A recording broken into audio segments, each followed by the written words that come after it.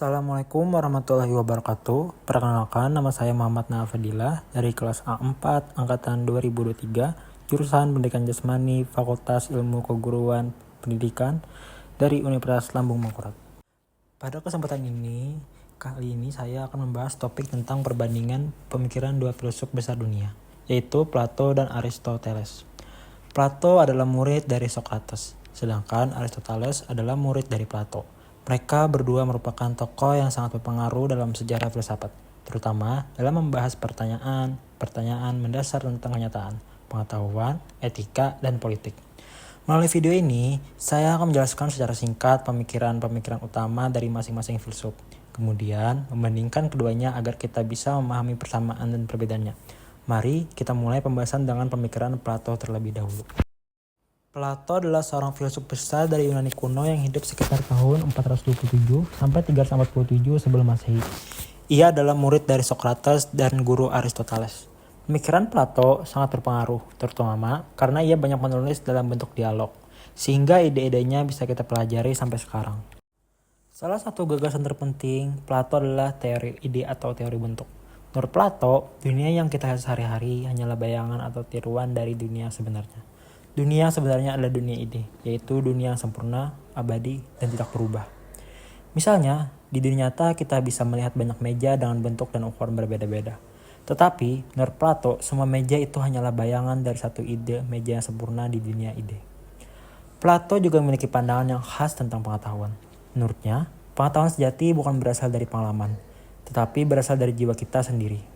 Jiwa manusia sebenarnya sudah mengetahui kebenaran, tetapi lupa saat lahir ke dunia. Maka, proses belajar sebenarnya adalah proses mengingat kembali atau disebut anamnesis. Selain itu, Plato juga berbicara tentang politik.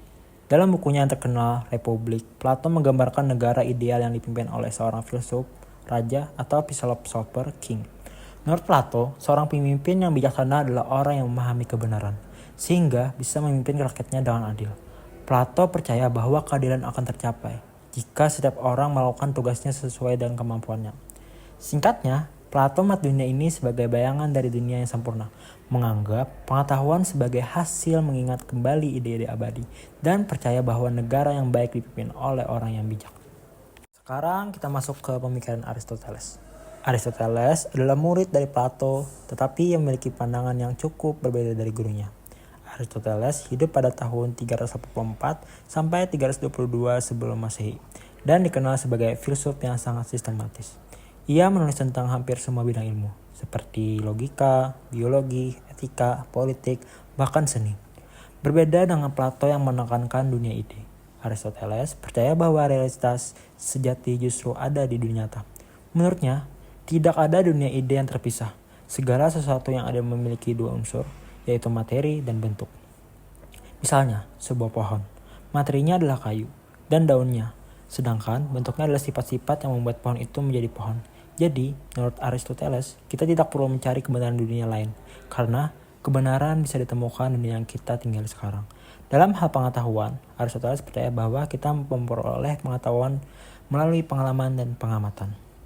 Ia sangat menekankan pentingnya induksi dan logika. Aristoteles adalah pencipta silogisme, yaitu cara berpikir logis yang menarik kesimpulan dari dua premis. Contohnya, semua manusia akan mati. Socrates adalah manusia, maka Socrates akan mati.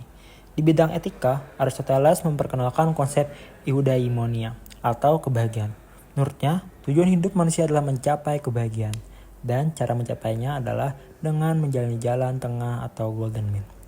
Jalan tengah artinya kita harus hidup seimbang, tidak berlebihan dan tidak kekurangan. Misalnya, keberanian ada di tengah-tengah antara sifat pengecut dan sifat nekat. Dalam politik, Aristoteles percaya bahwa manusia adalah makhluk sosial atau zoon politikon. Negara ada untuk membantu manusia mencapai kehidupan yang baik. Berbeda dengan Plato yang punya gambaran negara ideal yang ketat, Aristoteles lebih realistis dan mempelajari berbagai pemerintahan yang ada di dunia nyata. Singkatnya, Aristoteles menolak gagasan dunia ide yang terpisah dari realitas.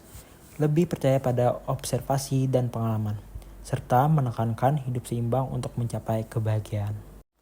Setelah kita membahas pemikiran Plato dan Aristoteles secara terpisah, sekarang mari kita bandingkan keduanya secara lebih mendalam.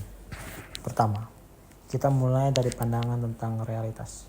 Plato berpendapat bahwa realitas sejati bukanlah dunia yang kita lihat sekarang, tetapi dunia ide atau dunia bentuk yang sempurna, abadi, dan tidak berubah. Menurut Plato, segala yang kita lihat di dunia nyata hanyalah bayangan atau tiruan dari bentuk yang sempurna. Contohnya, semua kursi yang ada di dunia ini hanyalah salinan dari satu ide kursi yang sempurna di dunia ide. Berbeda dengan Plato, Aristoteles menolak pandangan bahwa ada dunia terpisah.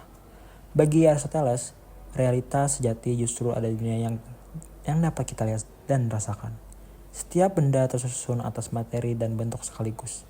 Dan kita tidak perlu mencari kebenaran di luar dunia nyata. Pandangan Aristoteles ini membuatnya dianggap sebagai filsuf yang lebih realistis dibanding Plato. Kedua, dari cara memperoleh pengetahuan, Plato meyakini bahwa pengetahuan sejati adalah proses mengingat kembali kebenaran yang sudah ada di jiwa kita sejak sebelum lahir. Karena itu, belajar bagi Plato adalah proses mengingat atau anamnesis. Sedangkan Aristoteles lebih percaya pada pengalaman dan pengamatan. Ia menekankan pentingnya melakukan observasi lalu menarik kesimpulan secara logis menggunakan metode silogisme.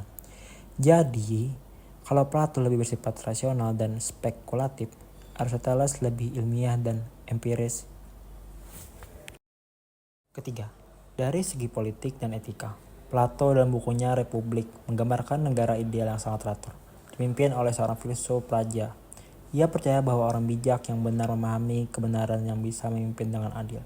Dalam pandangan Plato, keadilan tercapai jika setiap orang menjalankan perannya sesuai kemampuan masing-masing.